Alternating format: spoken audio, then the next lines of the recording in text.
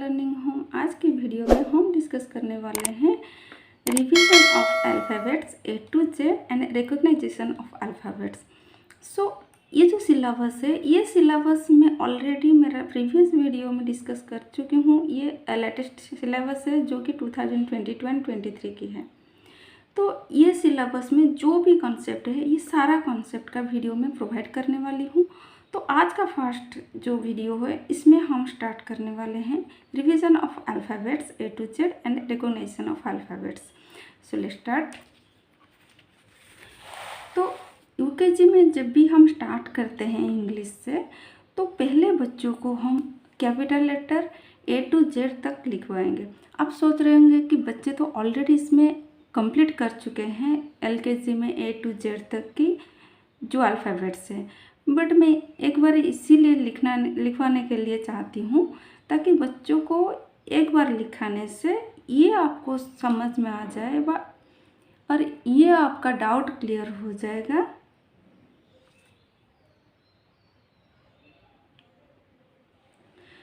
पर बच्चों को अल्फ़ाबेट्स एक बार लिखाने से ये आपका डाउट क्लियर हो जाएगा कि इसमें हम चेक आउट कर सकते हैं बच्चे कहाँ से थोड़ा सा वह गलती कर रहे हैं और कहाँ से, मतलब हैंडराइटिंग भी चेक कर सकते हैं और इसका मतलब जो राइटिंग है वो भी चेक कर सकते हैं। और कहीं से लेटर बच्चे थोड़ा बहुत गलत करते हैं।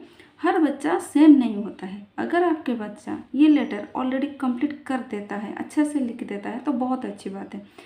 अगर आपका बच्चा ये लेटर कंप्लीट नहीं कर पाता है, कहीं से थोड़ा प्रॉब्लम होता है, तो इसमें आपको पता चल जाएगा एक बार लिखाने से क्या प्रॉब्लम हो रहा है, कहीं से हैंडराइटिंग का कुछ प्रॉब्लम है।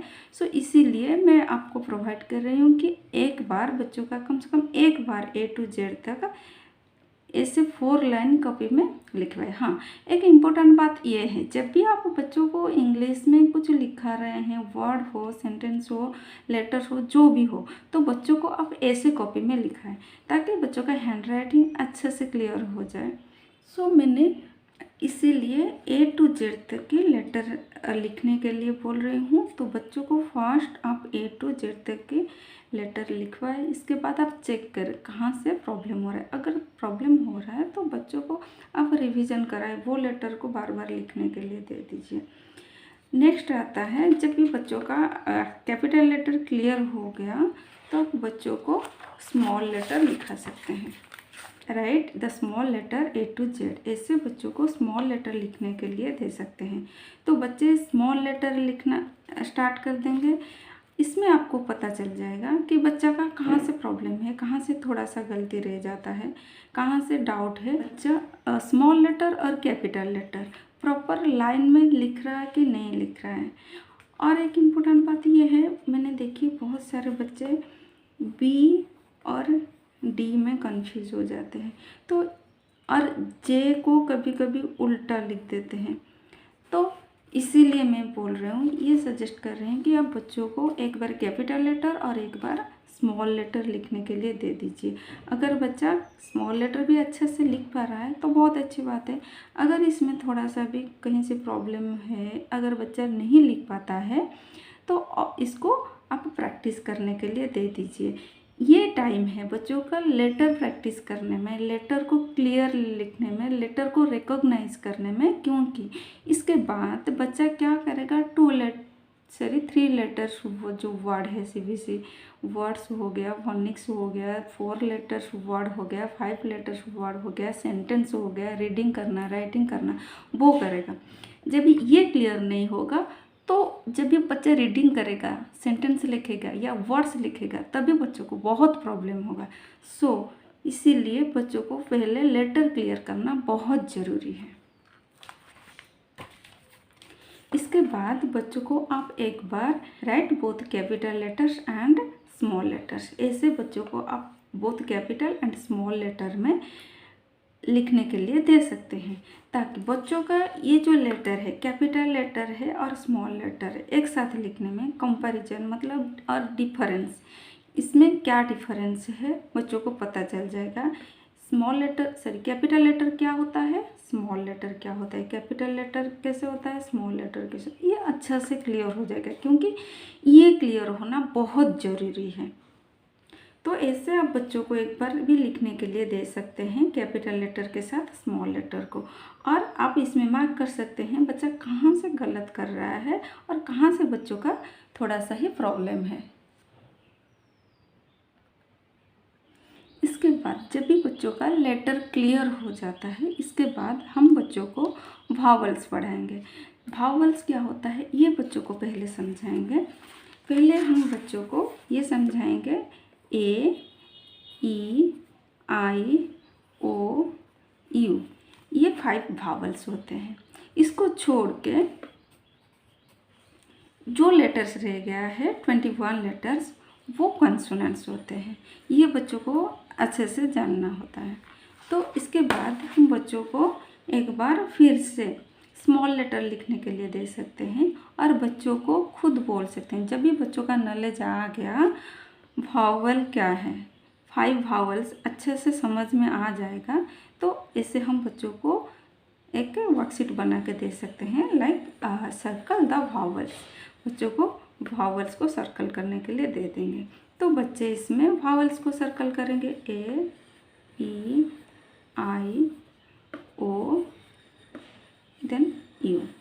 ओके, देन इसके बाद जो रह गया है बी, सी, डी, एफ, जी, एच, ये जो लेटर्स रह गया है वो सब कॉन्सोनेंट है और ए, ई, आई, ओ, यू ये भावल से है।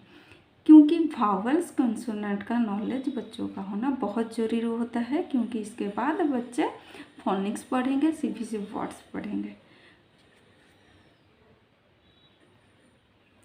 सो फोनिक्स पढ़ाने से पहले और एक इम्पोर्टेंट बात यह है कि बच्चों को हम साउंड्स ऑफ अल्फ़ाबेट्स के बारे में बताएं। ये बहुत इम्पोर्टेंट है क्योंकि बच्चे साउंड से जो वर्ड्स है वो रिकॉग्नाइज करते हैं। साउंड से लेटर के साउंड से वर्ड लिखते हैं और लेटर के साउंड से जो भाव जो होता है हमारा फोनिक्स होता है वो समझ में आता है उनको।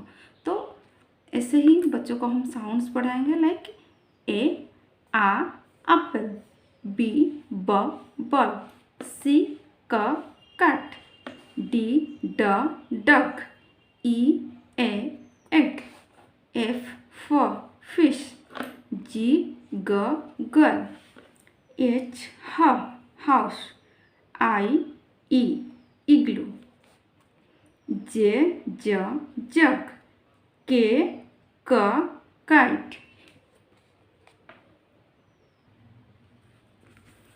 एल, ल, लैम्प, एम, म, मंकी, एन, न, नोच, ओ, आ, ऑरेंज, पी, प, पेन, क्यू, क्वीन, आर, र, रैट, एस, श, सन, टी, ट, ट्री, यू, अम्ब्रेला, वी, व, वैन, डब्ल्यू, वॉच,